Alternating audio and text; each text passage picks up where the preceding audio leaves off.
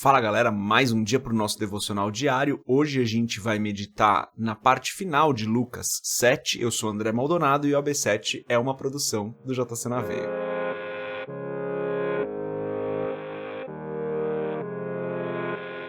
Lucas capítulo 7, a partir do versículo 24, está escrito assim: Depois que os mensageiros de João foram embora, Jesus começou a falar à multidão a respeito de João.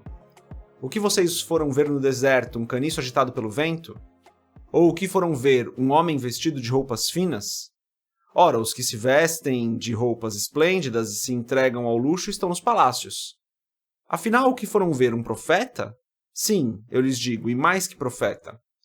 Este é aquele a respeito de quem está escrito: Enviarei o meu mensageiro à tua frente, ele preparará o teu caminho diante de ti. Eu lhes digo que entre os que nasceram de mulher não há ninguém maior do que João. Todavia, o menor no reino de Deus é maior do que ele.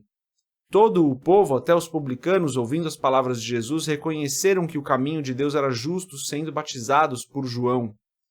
Mas os fariseus e os peritos na lei rejeitaram o propósito de Deus para eles, não sendo batizados por João. A que posso, pois, comparar os homens dessa geração? Prosseguiu Jesus. Com quem se parecem? São como crianças que ficam sentadas na praça e gritam umas às outras. Nós lhes tocamos flauta, mas vocês não dançaram. Cantamos um lamento, mas vocês não choraram. Pois veio João Batista, que jejua e não bebe vinho, e vocês dizem, ele tem demônio. Veio o Filho do Homem, comendo e bebendo, e vocês dizem, aí está um comilão e beberrão, amigo de publicanos e pecadores. Mas a sabedoria é comprovada por todos os seus discípulos. Convidado por um dos fariseus para jantar, Jesus foi à casa dele e reclinou-se à mesa. Ao saber que Jesus estava comendo na casa do fariseu, certa mulher daquela cidade, uma pecadora, trouxe um frasco de alabastro com perfume e se colocou atrás de Jesus a seus pés. Chorando, começou a molhar-lhe os pés com as suas lágrimas. Depois os enxugou com seus cabelos, beijou-os e os ungiu com o perfume. Ao ver isso, o fariseu que o havia convidado disse a si mesmo: Se este homem fosse profeta, saberia quem nele está tocando e que tipo de mulher ela é, uma pecadora. Respondeu-lhe Jesus: Simão, tenho algo a lhe dizer. Dize, mestre, disse ele. 2 homens deviam a certo credor. Um lhe devia 500 denários e outro 50. Nenhum dos dois tinha com que lhe pagar, por isso perdoou a dívida de ambos. Qual deles o amará mais? Simão respondeu: Suponho que aquele a quem foi perdoada a dívida maior. Você julgou bem, disse Jesus. Em seguida virou-se para a mulher e disse a Simão: Vê essa mulher? Entrei em sua casa, mas você não me deu água para lavar os pés. Ela, porém, molhou os meus pés com as suas lágrimas e os enxugou com os seus cabelos.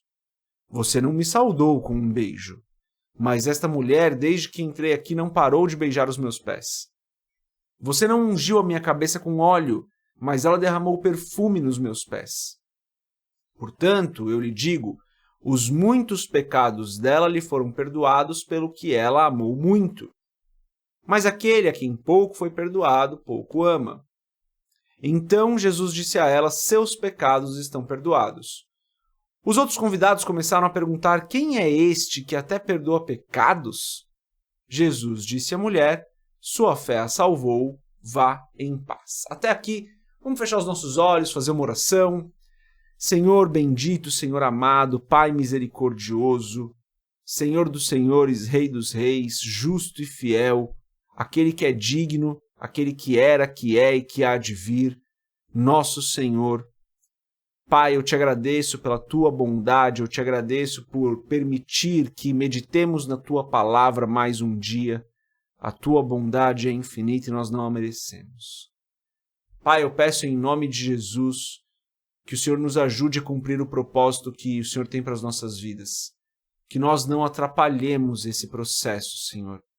Que nós não nos desviemos do processo, do propósito, daquilo que o Senhor tem preparado para nós. É o que eu peço em nome de Jesus. Capacita-nos, Senhor, para fazer aquilo que o Senhor nos chamou para fazer, para cumprir o propósito, dá-nos revelação daquilo que o Senhor espera de nós, em nome de Jesus. Peço que o Senhor abençoe cada pessoa que está assistindo esse vídeo, que está ouvindo esse podcast, que o Senhor ajude a cada um de nós estarmos plenamente no propósito que o Senhor tem para as nossas vidas, em nome de Jesus. Amém. O versículo 30 aqui de Lucas 7 é muito interessante, porque no versículo 30 diz o seguinte, diz que os fariseus e os peritos na lei rejeitaram o propósito de Deus para eles. Muitas vezes, Deus tem um propósito para as nossas vidas, mas nós podemos rejeitá-lo. Nós podemos fazer com que não sejamos usados por Deus. Um exemplo clássico disso é o do jovem rico, né? O jovem rico, ele simplesmente não quis andar com Cristo. Cristo chama ele, fala, ó, vem andar comigo. E ele, por ser muito rico, por ter que se desapegar daquilo que ele tinha, dos bens que ele tinha, decide não andar com Cristo. Muitas vezes a gente faz a mesma coisa.